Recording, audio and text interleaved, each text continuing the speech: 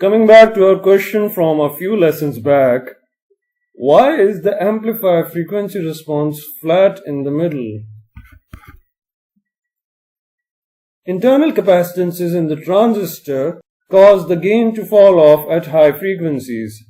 This accounts for this side of the response. Coupling capacitors, however, cause the gain to fall off at low frequencies and cause the gain to be 0 at DC, that is, omega equals 0. Now, they act as a high-pass circuit, while the internal capacitances act as a low-pass circuit.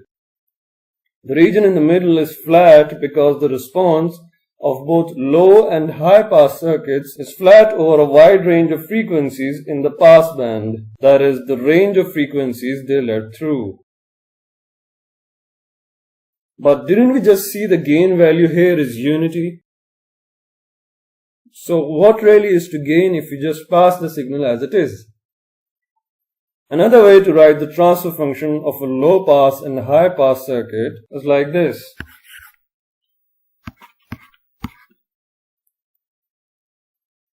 In low pass, K is the magnitude of transmission at DC, that is omega equals to 0.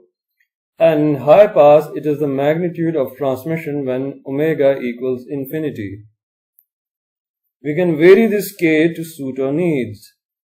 That is how we achieve amplification. Audio amplifiers usually have frequency response such as these. To round off, knowing how the bandwidth of an amplifier can be altered is crucial to the design of the amplifier. That is why knowledge of how certain reactive elements affect the bandwidth is useful. We will come back to this topic in detail in subsequent modules and courses.